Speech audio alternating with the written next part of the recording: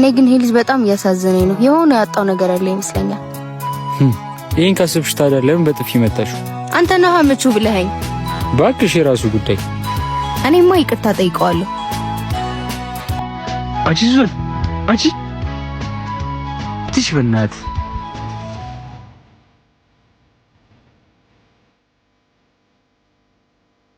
ለትናንቱ በጣም ይቅርታ። እሺ በእናትህ ይቅርታ። እንደዛ ማድረግ አልነበረብኝም። ሁሌ አዲስ ተማሪ እንደዚህ ነው የምታስተናግዱት? አይ እንዳንተ የሚጠግብ የለውማ። ፋይሰል እባላለሁ። ሱዛን እባላለሁ። በቃ ልግባ። እረፍት ላይ አገኝሻለሁ።